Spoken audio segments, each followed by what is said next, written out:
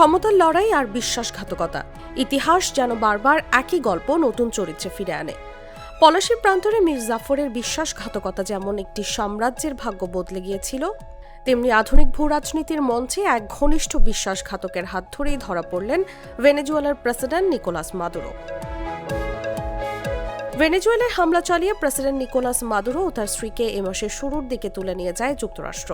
তখনই প্রশ্ন ওঠে, দুর্গের মতো সুরক্ষিত বাসভবন থেকে মাত্র কয়েক ঘন্টার মধ্যে তাকে যেভাবে তুলে নেওয়া হলো, খুব কাছের কারো সাহায্য ছাড়া কি সেটি আদৌ সম্ভব ছিল?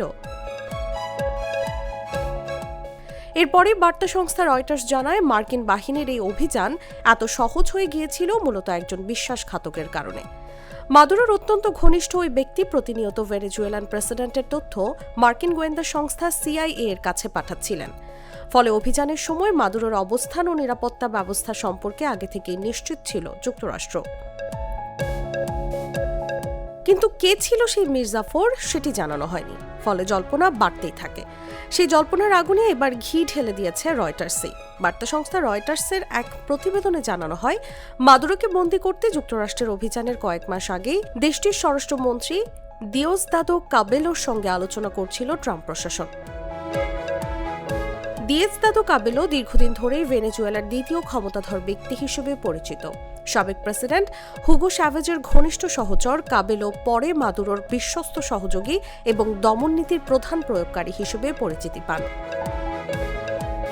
সাবেক সেনা কর্মকর্তা কাবেলো সামরিক ও বেসামরিক গোয়েন্দা সংস্থার উপর ব্যাপক প্রভাব রাখেন। তার সঙ্গে সরকারপন্থী সশস্ত্র মিলিশিয়া কোলেক্টিভোদের ঘনিষ্ঠ সম্পর্ক রয়েছে। এই বাহিনী অতীতে বিক্ষোভকারীদের উপর হামলায় জড়িত ছিল বলে অভিযোগ রয়েছে।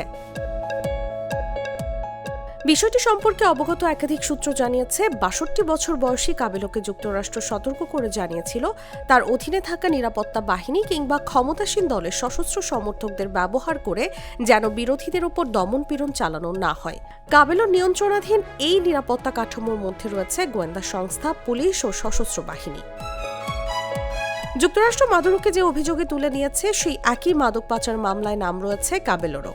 তবে অভিযানের সময় তাকে বন্দী করেনি ট্রাম্প প্রশাসন। সূত্র জানায়, ট্রাম্প প্রশাসনের শুরুর দিক থেকেই কাবেলোর সঙ্গে এই যোগাযোগ শুরু হয় এবং মাদুরোকে সরানোর ঠিক আগের সপ্তাহগুলোতেও তা চলে। মাদুরো অপসারণের পরও কাবেলোর সঙ্গে যুক্তরাষ্ট্র যোগাযোগ রাখছে বলে 4টি সূত্র নিশ্চিত করেছে। এই যোগাযোগ এখন ভেনেজুয়েলার ভেতরের পরিস্থিতি নিয়ন্ত্রণে ট্রাম্প প্রশাসনের জন্য অত্যন্ত গুরুত্বপূর্ণ বলে মনে করা হচ্ছে। বিশ্লেষকদের মতে, যুক্তরাষ্ট্র আপাতত ভেনেজুয়েলার স্থিতিশীলতা বজায় রাখতে এবং তেল সমৃদ্ধ দেশটির সম্পদ ব্যবহারের সুযোগ পেতে কাবেলোর মতো কয়েকজন মাদুরো ঘনিষ্ঠ নেতার উপর নির্ভর করছে। তবে তার দমনমূলক অতীত এবং রদ্রিগেজের সঙ্গে প্রতিদ্বন্দ্বিতার ইতিহাস ওয়াশিংটনের জন্য উদ্বেগের কারণ। নিউজ ডেস্ক, জাগো নিউজ।